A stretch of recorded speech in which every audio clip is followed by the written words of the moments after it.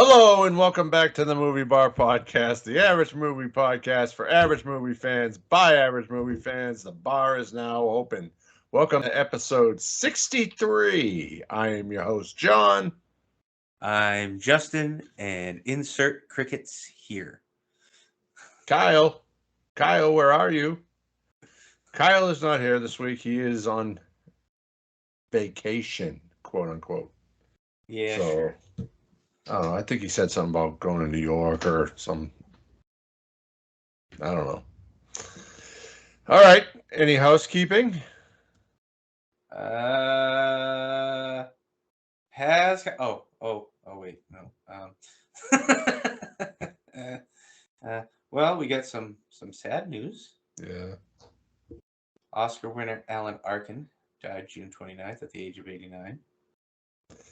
He always whatever he was in, he always just fit seamlessly.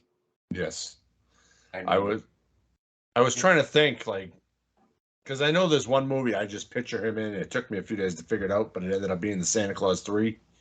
He played Mrs. Claus's father, mm-hmm. and like he stole the show. What are some of your favorite Alan Arkin movies that he was in? Do you have any? I don't know. I mean, I can't really pick a bunch. I know he's in a lot, and I know I see him all the time. And I mean, that's just, he's that good that I don't even remember the things that I, see him in. Yeah.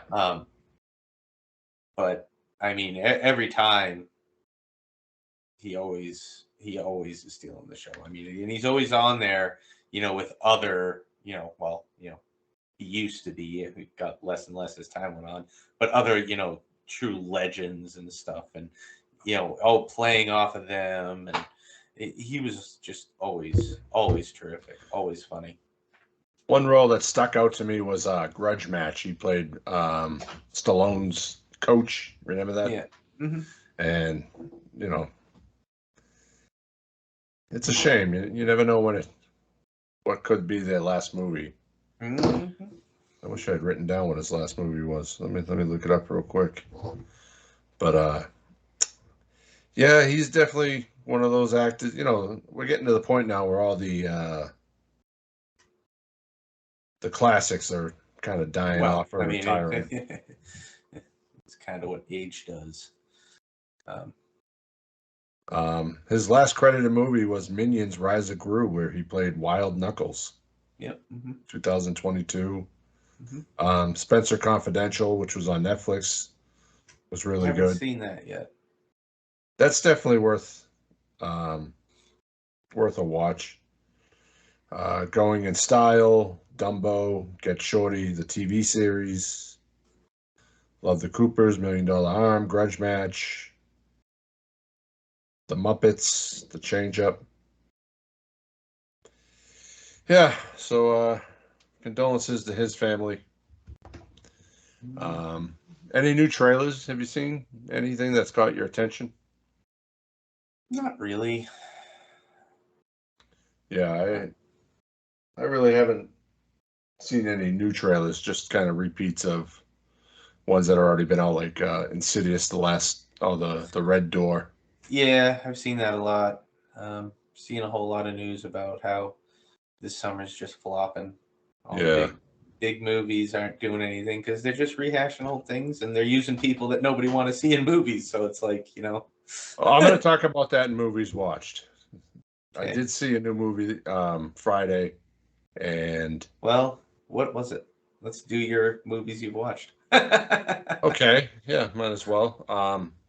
So I'll do that one last so I can talk about it. But let's see. I watched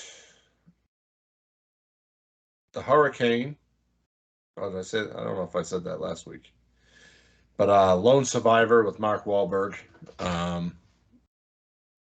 Insidious Chapter 2. I did start Insidious Chapter 3, but it was like 3 in the morning, so I went to bed. Rookie of the Year, Hot Shots Part 2, Rob Zombie's Halloween, Las Vegas. I love Las Vegas. I'll talk about that in a bit too. But Friday, I saw No Hard Feelings in the theater, and I have never laughed so hard during a movie as I did that one. Yeah, I It mean, it seems like it's funny, but I don't know. It didn't have enough draw to get me to say I'm definitely going to see that. that is one you definitely will have to watch. You'll Oh, crack. I'm sure I'll see it.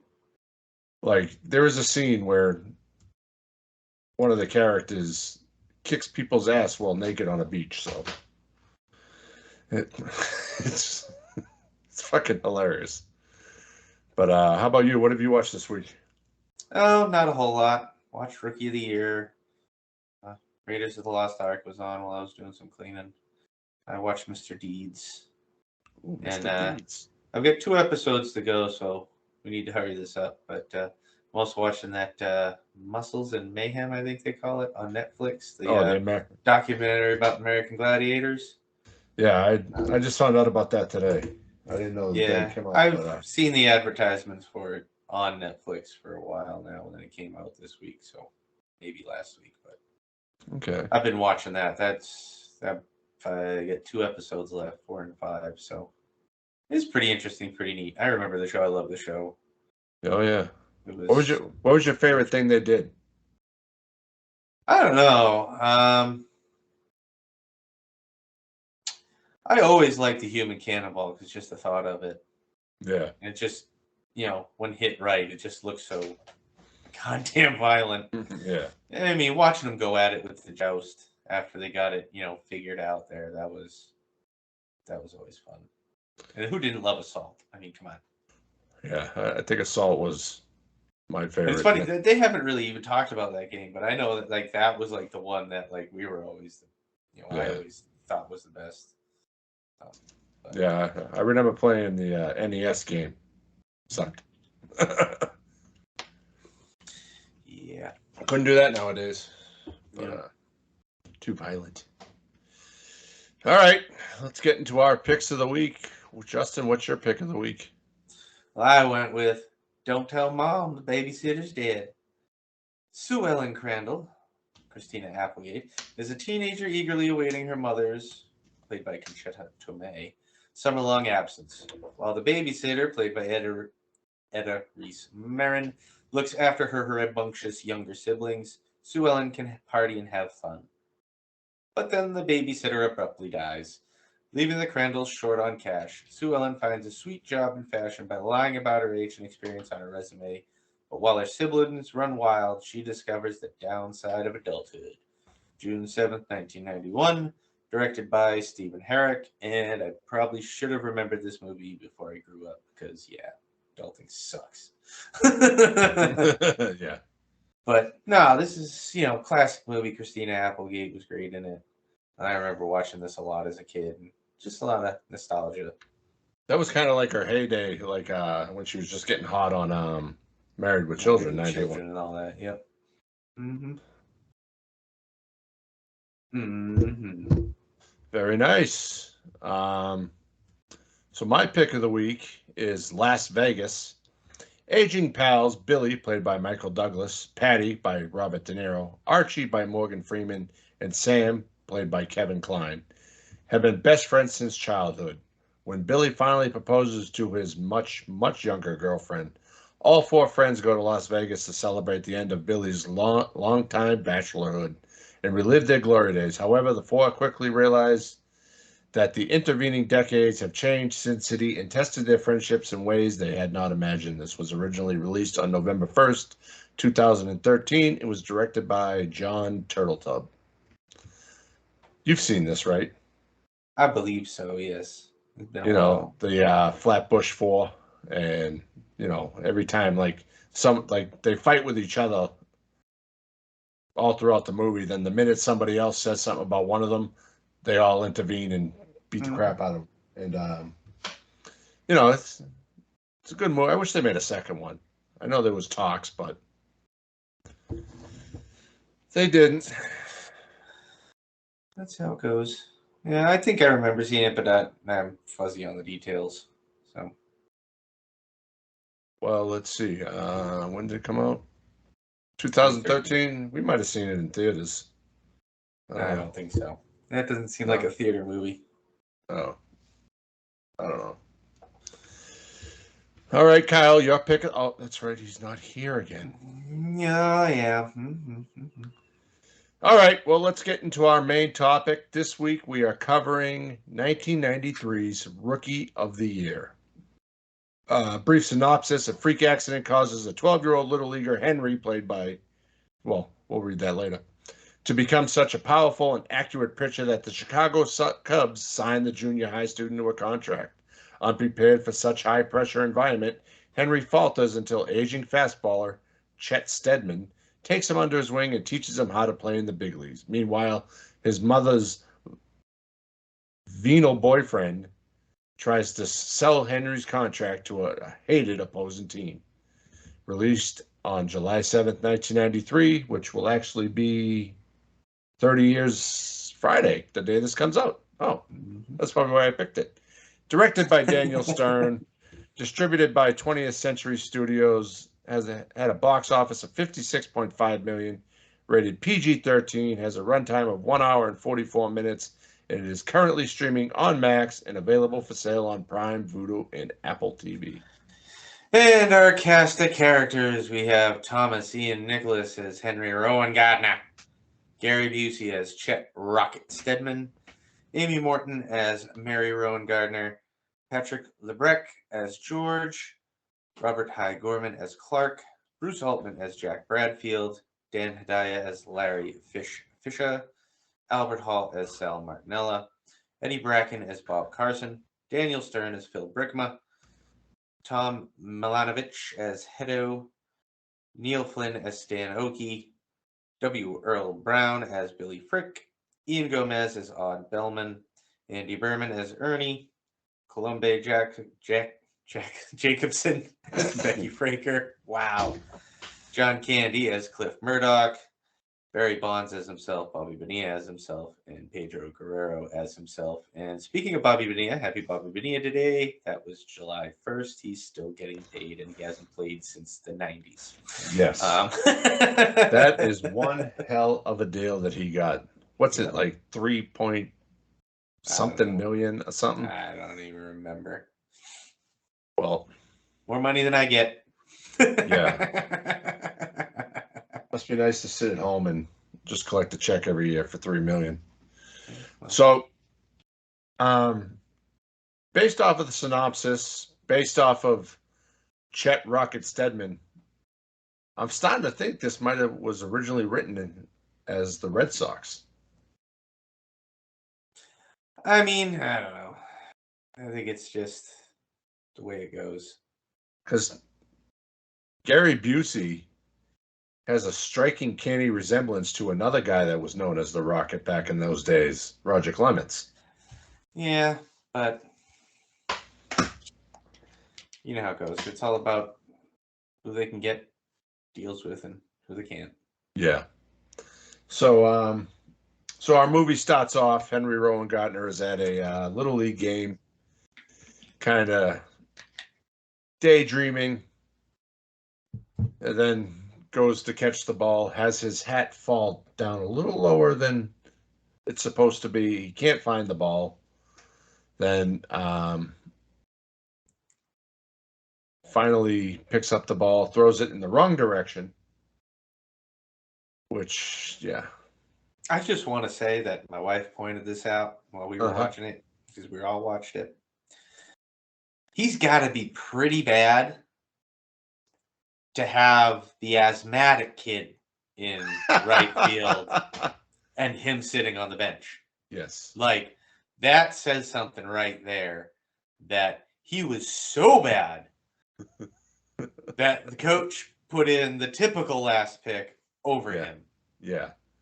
And, he thought for sure he was going to play the game, be able to play that day because one of the kids started Jewish camp or something. Yeah. Can't say that nowadays. And I mean, I get having dreams when you're a kid and all that, but if you're that bad, yeah, that's not a dream you should be having. Yeah. So eventually, well, trying to catch a fly ball, he ends up breaking his arm. And And when another thing, this kid is very easy to manipulate. Those bullies were just like, "Hey, kid, you can't catch it, but I'm yeah, gonna hit one, and you're gonna try." yeah, I think it goes to the whole he thinks he's good in his head, trying to live up with to his father's standards, as a pitcher or whatever, and then so now he breaks his arm. The doctor, imagine being in the cast for what, 4 months? I think they said it was, with Yeah, your arm up in the air like that. That had to suck. I wouldn't know. I've never had a cast on any of my. Yeah, I've never broken my arm. Knock on wood. No, I sprained my ankle. I had an air cast, but I took that on and put that off on Yeah. Well, that's at my that's leisure. different. That's different than friggin' Yeah, having, you yeah. know. No, I couldn't So do that. so when he takes the cast off, they realize the what was it? Tendons The have tendons healed a little too tight. has fused with the humerus bone, as they said, and he puts his arm up and then told to lower it. And when he lowers it, he smacks the shit out of the doctor, and it fucking um, when the doctor goes funky butt loving. Funky butt loving. Yeah, you could tell this was a kid's movie. Um, so as a gift for getting the cast off, the mom gets him and his two friends tickets to a Chicago Cubs game, where whenever the opposing team hits a home run, they throw it back. Well, yeah, you don't keep the opposing team's ball. And Everybody knows that. the um, the older gentleman in the upper deck throws it, and Bailey makes it to the field. But when Henry throws it now, he is fastball straight to the catcher. Mm-hmm. They said like 300 plus feet. And I actually forgot John Candy was in this. How could you And forget? I know it didn't dawn on me but you know, classic as the announcer. But and actually, that brings me back to the Red Sox thing. He says they haven't won since 1908. That's the same with the Cubs. Red Is Sox it? were 1918. Oh, okay. Yeah, they had us beat by 10 years. Oh, okay. And then we beat them by like 15. Yeah. Um. So yeah, the throw to home plate was 435 feet away, and It was so a frozen rope. yeah. So then you got the owner of the Cub, the franchise, who's losing his mind, Cracker Jacks, and his nephew it wants to find ways to save the team. So they say, "Get me that person that threw the ball." Then they're like, "Oh, it was a kid," and so they bring him in, have him throw a couple balls, throwing 100+ mile an hours. I'm sorry, but I gotta say that the whole get that kid. Dan Hedaya is the perfect sleaze bag. Yes. He does it so well. You hate him from the get go. Yep. Just like in Adam's Family, he knows how to get under your skin. Yeah. Yeah. So It's good. he definitely was meant for that role, and the guy that played the uncle, he was Oh just yeah, classic. Look, I I love him. found a He's perfect door. always Yeah. always hilarious. Always Um. funny. So they sign him, and if they want to see him throw, they have to come to the game, which then brings in a crowd, which is good because that's what they want. Because I believe they have to sell out every game for the rest of the season to save the franchise, which really isn't that Which bad. again, now this is where you're getting into like this is where it couldn't be the Cubs or the Red Sox. Those franchises are too strong. They're not at the risk. of losing anything. They should have used a Yeah. team, a Florida team, one Mhm. of the other, Midwest teams, like, Yeah. the Twins, like they did with the other one there, Little Big League. Yeah. They should have used, or even a California team or something like that, because that more believable. Like Yeah. even like the Indians with Major League, that was believable. They've been, they're not original. They're just, a team, but Yeah. you can't do that with the Cubs, and you can't do that with the Red Sox. Obviously, you wouldn't do it with the Yankees. So I think they should have gone with, maybe a little, maybe the White Sox would have been a better Chicago team to use that on. Yeah. But like you said, it was all about who would do it, and Yeah.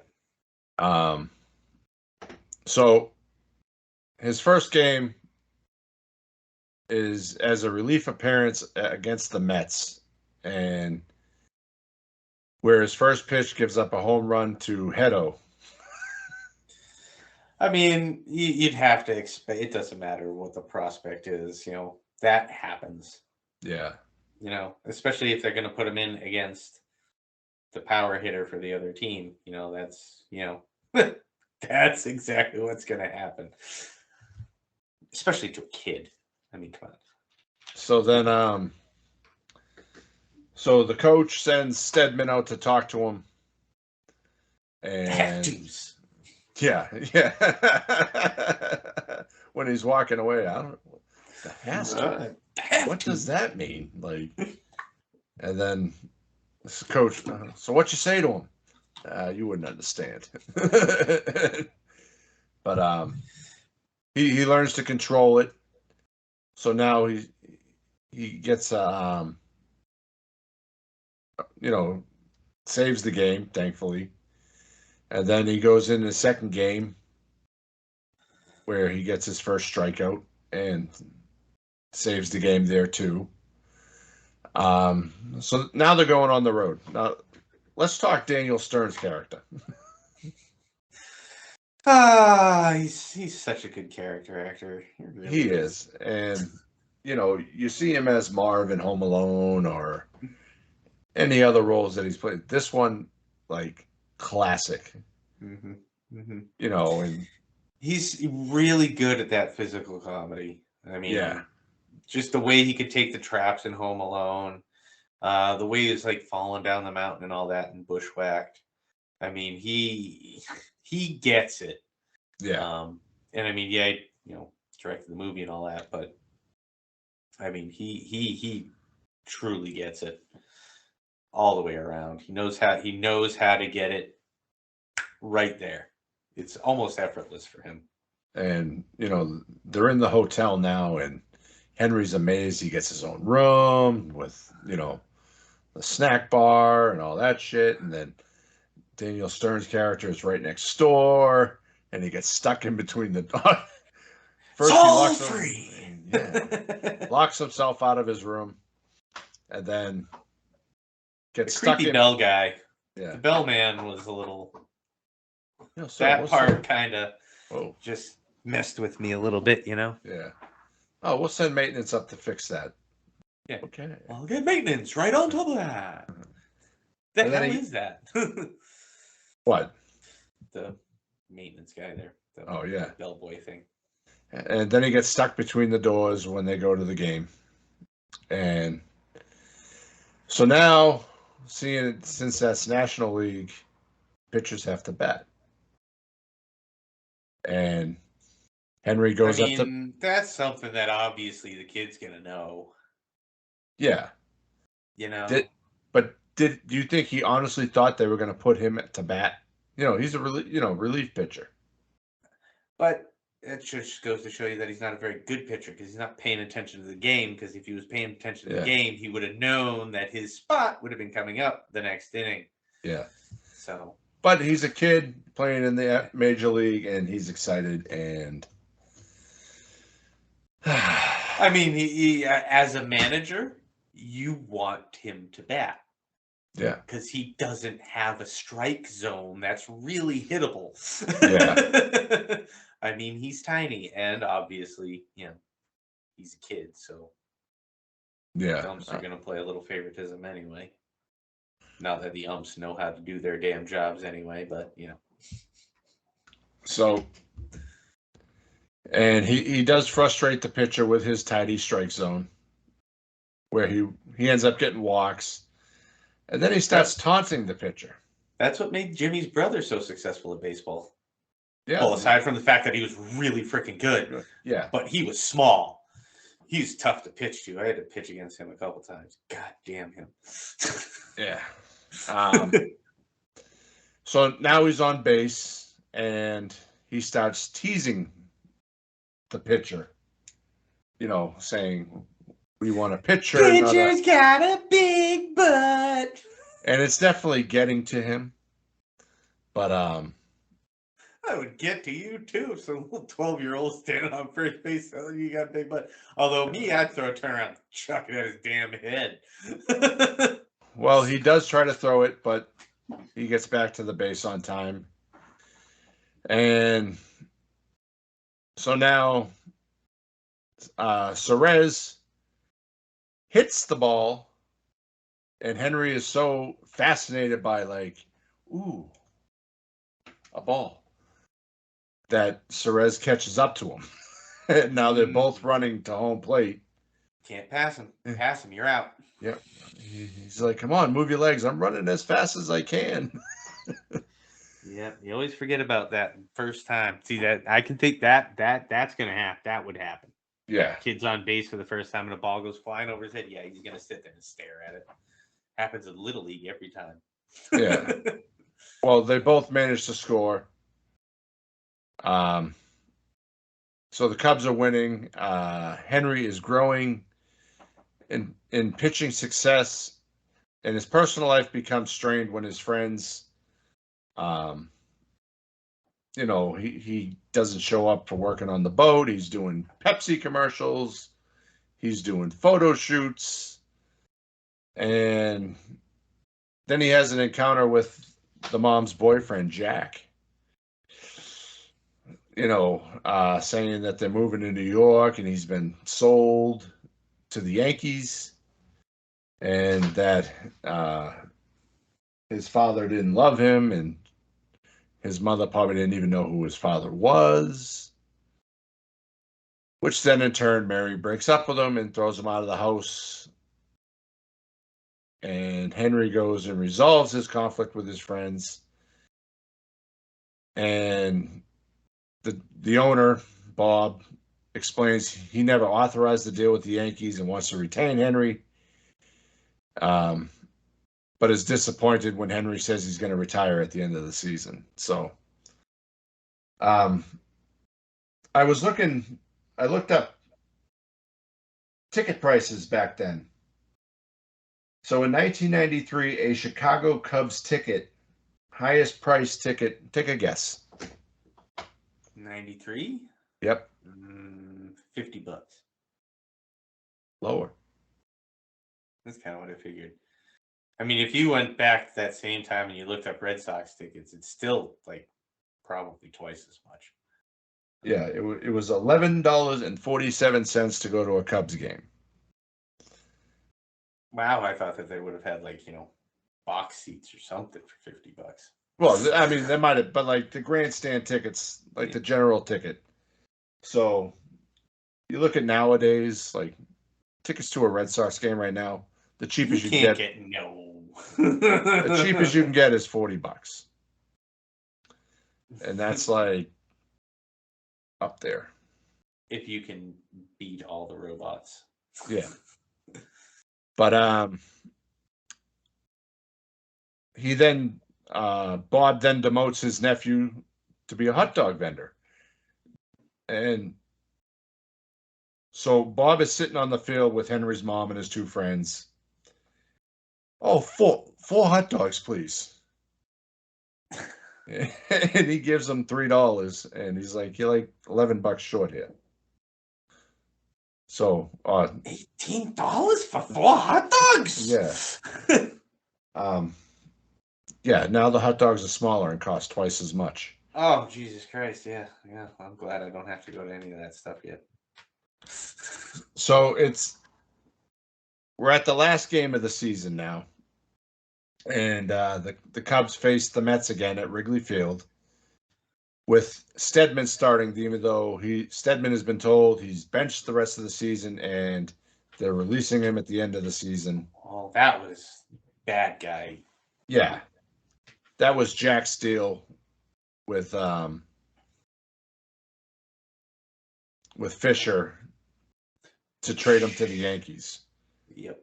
for $20 million. Not a bad deal for an 11-year-old kid. That whole thing, that whole trade situation, Yeah, made zero sense.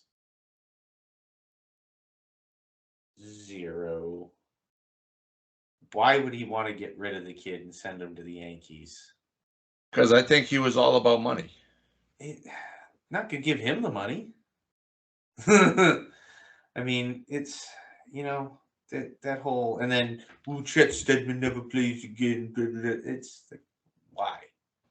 Again, you're hurting your own team. Again, you're taking a pick. That doesn't help your team.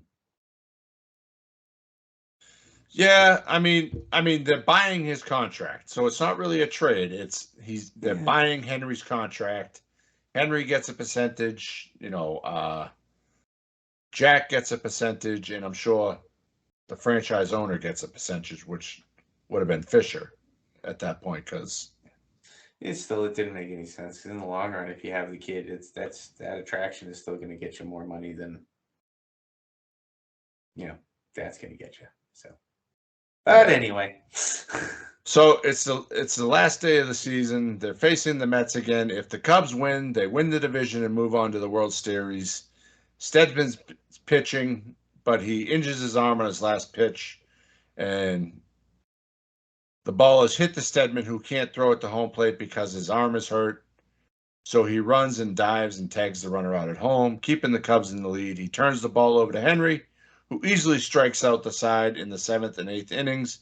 And at the top of the 9th, while walking out to the field, he trips on a ball and falls, thus undoing his too tight tendon. And bum, bum, bum. The arc of the movie. How's he going to do this? He can't throw it to home plate. What's going on? So he walks the first batter. I guess if you don't have a choice, you do what you got to do. Yes, yes. And he explains to the teammates he can't throw a fastball anymore, but he sends them back to their positions with a plan. With their cooperation, Henry sneaks the ball to the first baseman, Oki, and hidden ball trick, baby. Yep. Hits the hidden ball trick, tags him out.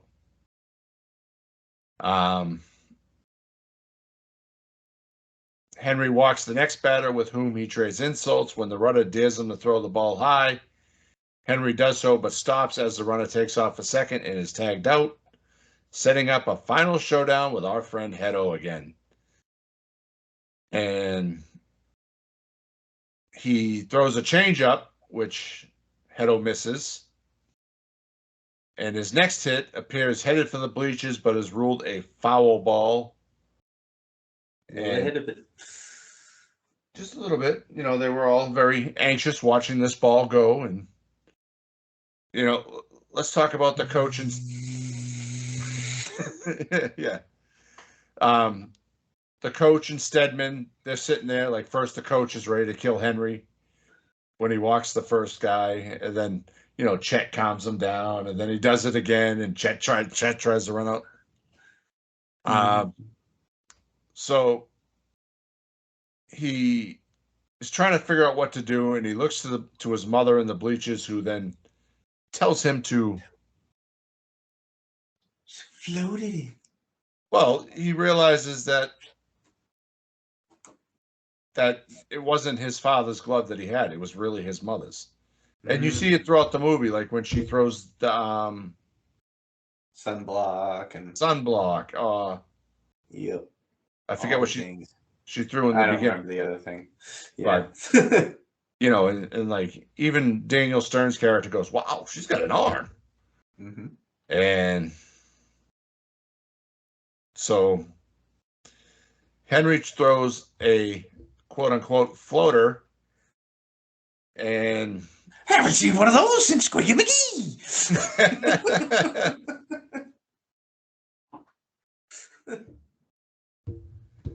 which Hendo misses because he strikes out, and proceeds to throw a temper tantrum on home plate, winning the division title for the Cubs and heading to the World Series. So that temper tantrum was funny. He's on the ground pouting, and you know, this big tough guy. You know, you're expecting. But I love that slow mo. Yeah. Watch the video on YouTube to see the face Justin made. So now it's the next spring. Henry's playing Little League again, and Mary and Stedman, who are now a couple, are his team coaches. And after catching a potential home run ball that ensures his team's victory, Henry raises his fist to reveal a Cubs World Series championship ring, signifying his role in the Cubs World Series victory. Fade to black. So that's how you knew it was a movie up until, recently. Yeah. So let's talk about the setting. We kind of talked a little bit that, you know, it should have been a Florida team or the White Sox, but Chicago. You won't see a mom letting her 3 kids go to a Cubs game by themselves these days. That's for sure. Yes. And, you know, 11 years old. What were we doing at 11 years old? We weren't going to Red Sox games. No, but we were getting in as much trouble. We'll leave that at that, folks. All right. So the concept of a movie. This 11-year-old kid, freak accident, all of a sudden is now a relief pitcher for the Major League Baseball, you know, team, the Cubs. What do you think? Like, if I came to you and I said, okay, I want to make a movie. You know, there's this kid, he gets hurt, then all of a sudden he can pitch really fast, and he's going to end up playing in the major leagues. Just based off of that information alone. I mean, I assume when they do this kind of thing, they have the hook, figured into it, the whole how it comes about and all that stuff. So, but I mean, yeah, obviously it's never going to happen and wouldn't happen. I mean, there's plenty of kids these days who just for whatever reason, they just have freakish abilities, Yeah. right away. So, I mean, it happens, but not like this. And they're not just going to put them on a pro team. They're going to develop said talent, and Yeah. they're going to channel them because they realize that, hey, that's going to make me money someday. I You know, mean, they say they don't pay college students, but I believe now they can. Yeah, college back students then. can get endorsements and all that shit now. Now they can. Back then they couldn't. But if you want the adult version of this movie, just go watch Trouble with the Curve with Amy Adams and Clint Eastwood. That's kind of the same concept. They find a guy that sells peanuts and Yeah, I mean, and that's those kinds of things. Those, though, obviously based on a true story. I think that was, but yeah, those things happen. I mean, there's plenty of movies about that. The Rookie, yeah, that one Wahlberg did for the kicker there for the Invincible, Eagles. Invincible. Yep. Sure. So, but not a kid, no. So, But I mean, as a kid's movie, yeah, obviously we're talking about it now. I watched this a lot as a kid. I do So, too. I mean, Um, do you think if they were to remake this now, do you think it would hold up?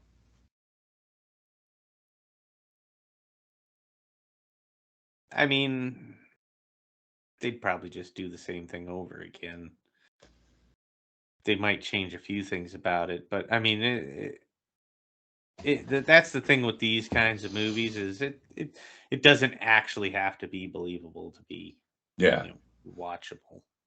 Yeah, and It that's just has to have that, you know, here's the happy-go-lucky, here's the good thing that happens, here's the bad thing that happens. Yay, it's resolved. That's all it's got to have, you know. yeah, So. and you know for the mother's boyfriend to all of a sudden assume the role as manager. And I mean, yeah, he plays a great asshole too. Bruce Yeah. Altman, he really does. He's got that slimy, yuppie asshole. And I love that But when he he's does like, that I really am the well. manager. Yeah. Respect me. Like, you know, like, dude, the fuck, chill out. But I am the manager. and then when she He's half mine. Yeah. Like, it's like, yeah, okay, dude, chillax, all right. And then when she fucking socks him and that didn't hurt. Getting in and out of that stupid goddamn Miata. Yeah. That's like me trying to get out of a fucking compact car. But so the cinematography, obviously some great shots throughout the movie of, you know, during the game.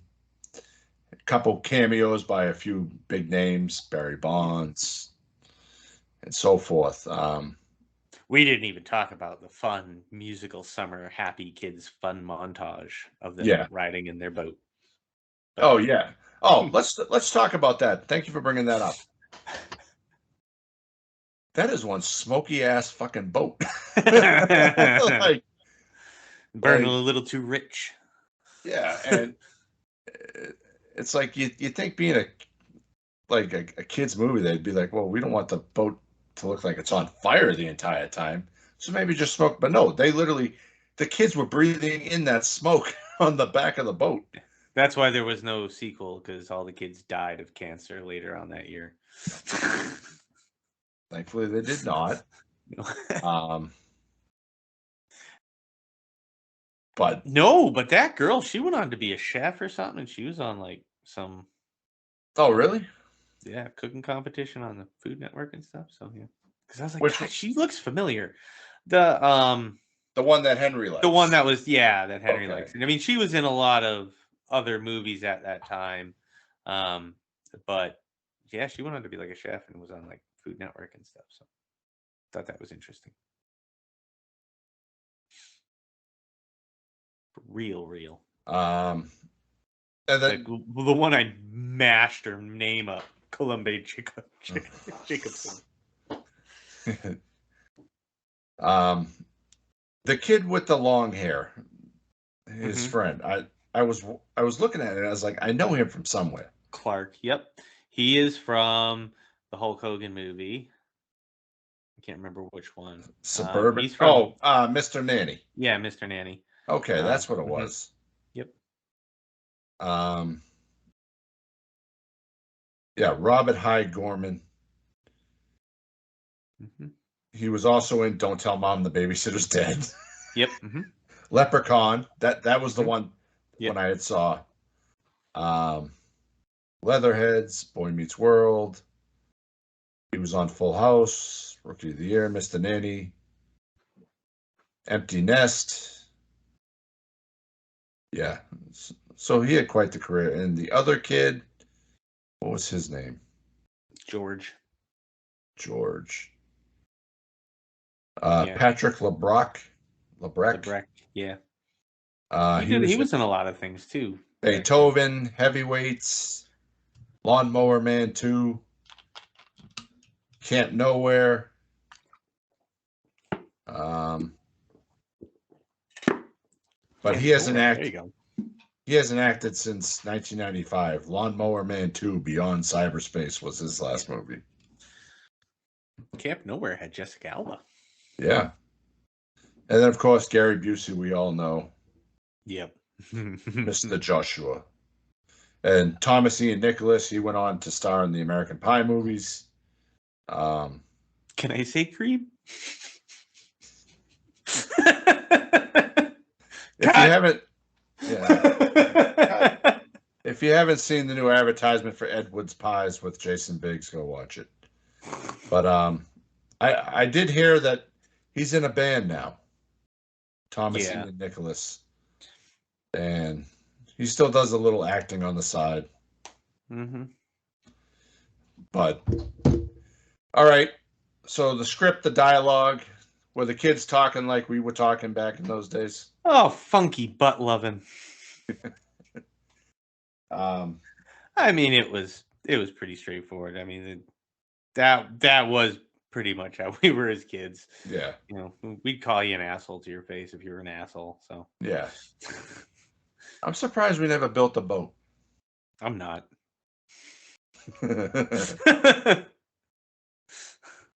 Yeah, who wants to Not go at boating in all. the Charles? Yeah, no, I have enough arms and legs, thank you. Yeah. All right, so let's I talk don't need to about come out with another, either grown or found. yes.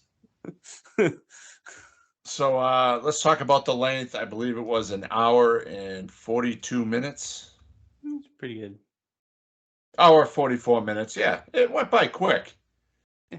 You know, It's an entertaining movie. It keeps you kind of engrossed through most of it. I mean, the summertime fun musical montage kind of gets boring to me nowadays, but yeah, but it was like two minutes long, not even. I tell you what gets me every freaking time. Every time I hear that piano start up. If it's irresistibly wonderful. Yeah. That damn Diet Pepsi commercial. Ray Diet Charles. Pepsi. And the lady undressing him, I was a little uncomfortable with that. Well, you know. Now that I'm older and I have a kid, I'm like, oh, wait, you can't do that nowadays. You can't touch him there. Pretty much. Mm-hmm. So, how about the character development throughout the movie? You know, you see Henry, he's developing into a pitcher just because of a freak accident, and then you see the development of Chet, the grizzled veteran. Yeah, I mean, his was good. His played out obviously like it should have. Yeah. And I mean, you get Henry who becomes a douche, and then But fixes himself and doesn't be a douche. But does he become a douche though? He does a bit. His attitude about it is a bit douchey. And I get that. Yeah, he's a kid being pushed to do these things and all that stuff. But at the same time, he's a bit douchey to his friends. And that scene when he goes to like apologize and yeah, and that's what I mean. Like he's standing there kind of douchey, like pouty face, and yeah, you're just like, "Hey man, want to go? Come on, you coming?" I don't know. Hey douche McFace, you get something to say, you know? But I don't know. I mean, it worked out well. Yeah, and I like the development of the team as like when he first goes and he's sitting in that guy's seat on the bench. Yep. And he's like, pitches are over there, and he looks over and they're all like giving him the side eye, Hey. Yeah. And when he walks into the locker room, hi, I'm the new pitcher. Like, oh, Rocky, will you sign my baseball? Like, no, get away from me, But you see it develop when they stop playing the game, the games on the field, like the hidden ball trick and shit like that. Mm-hmm. So what was your favorite scene in the movie? I don't know. I like seeing Jack get punched in the face and kicked out the door. And I like seeing the doctor, his nose ripped off his face, and say funky butt loving. Yeah. So I would go with those. Yeah, I liked when, he's playing the Game Boy and Chet's like, you're going to have brain damage because of that thing, or you're going to get stupid, or whatever he said. Or the scene when, obviously Jack gets punched in the face. And I mean, a lot of good scenes in this movie. So, big question we ask every week: do we recommend this movie? Yes. Yes. I mean, it's a fun movie. You don't have to like baseball. You don't have to like, Yeah. anything. It's just a fun movie. It's just, it's a happy ending. Yeah, and they explain it to the point where if you know nothing about baseball, you will learn something. So, Maybe. what about a sequel? Does it have a sequel potential? Hey, not really. No. Hurt his arm, lost his arm, done. And they could do another movie about another kid in another sport. And a kid with his hamstring and he plays soccer or something. Yeah. Kicks field goals. And there was actually another movie that came out like this, Little Big League, but he was the owner of the team. Yeah, he wound up being the owner because his grandfather died, which came out in the wonderful year of 1994. Which we most likely will cover next year. Um, Mm. all right. If you could pick anybody to play Chet Stedman in a remake, who would you pick? Who's grumpy enough to? Mm. I don't know, because it has to be somebody who, they can't be a young guy. But it can't be somebody too old either. Yeah, you figure late 30s, early 40s. Which, I mean, cuts out most of your good grumps, Yeah. you know? Picture Jason I don't know. Statham playing Chet. No. He's too beyond that kind of thing. Yeah. I don't know. These questions are tough because you don't know until somebody does it. I mean, Yeah. how many times have you said, if they've announced something, oh, it's gonna be terrible, and people like it. Yeah, and who would have thought Mr. Joshua could play a fun-loving, baseball, washed-up baseball player? All right. What's your rating, Justin? No, I give this 4. Yeah, 4 out of 5. that's what I gave it. IMDb, it has a score of 6.1 out of 10. Rotten Tomatoes, 38% out of 100. And Letterboxd, 3 out of 5. Justin? They're wrong. Yeah, I'm writing a letter. What are we covering next week, Justin?